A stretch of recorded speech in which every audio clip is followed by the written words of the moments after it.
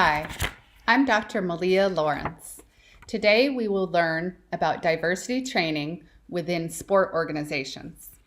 My longtime colleague, Dr. George Cunningham, has written a significant textbook, Diversity and Inclusion in Sport Organizations. We will be focusing on his chapter titled Diversity Training. I will be speaking to you as if you're a sport manager. What is diversity training? Diversity training is an educational process where individuals acquire skills, knowledge, attitudes, and abilities in regard to diversity-related issues. There are both positive and negative effects of training. I'd like to focus on the positive effects first.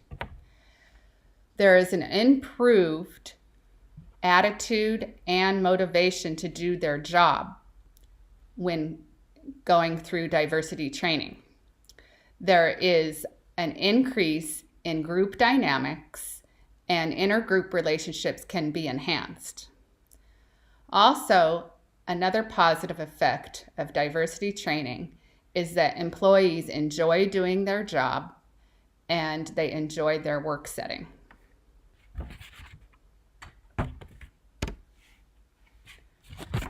The negative effects of diversity training, there are several. Some people are hesitant to discuss sensitive topics such as race, gender, sexual orientation, or religion.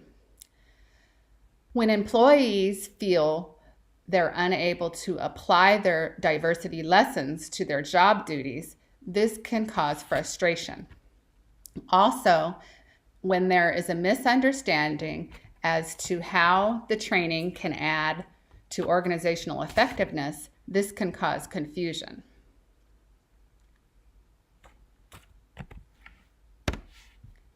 There are 4 steps in designing an effective diversity training program. The first one is to conduct a needs analysis. Next is to evaluate the pre-training conditions. Thirdly, you need to decide on training methods. And lastly, to ensure effective post-training conditions. You, as the sport manager, should be able to do an investigation of your organization. This takes a little bit of research and it could take some time. This is very significant to do on the front end so you have an effective training session. You should focus on where the training is needed, who needs the training within your organization, and what material should be included in the training. The next step is to evaluate pre-training conditions. This is where you should become familiar with your audience. You should learn the employees' culture, their mores, their etiquette, their mentality. Also, you need to frame the training in a very positive light. You need to specifically outline the benefits of the training for the organization. Also, you should indicate that there is a need and show that there is a need for the organization to benefit from the training.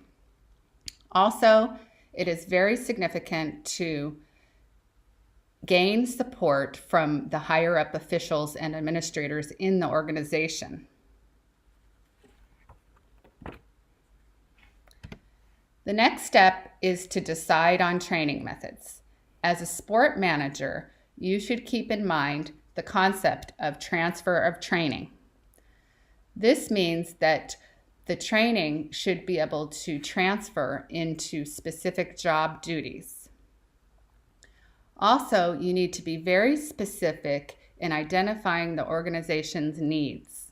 You should avoid cookie cutter programs that some of these companies offer and cater it specifically to the needs of your organization.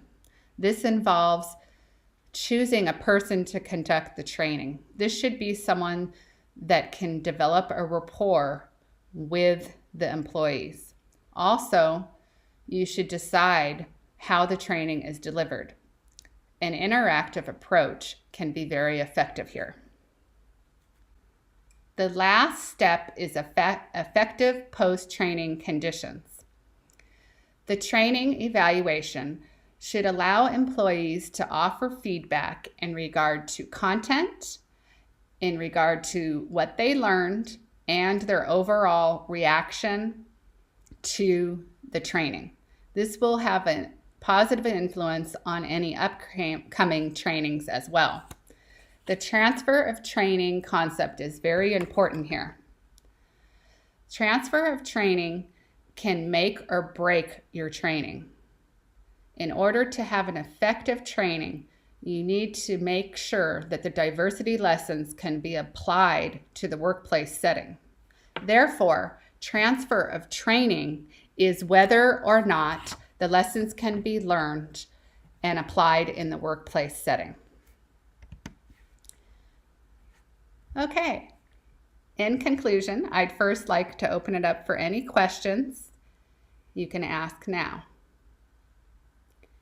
If anything does come to mind after class, you can always communicate with me in any method that you prefer. You can email me, Skype, call me, or text me. I'm always available for you. Also, I recorded this lecture and I will be posting it up on our online course. Remember that all of this information will be on the final exam, so study hard.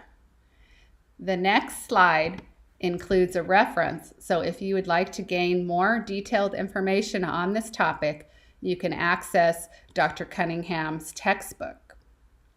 So study hard for the final. Thank you, and hope you learned a lot.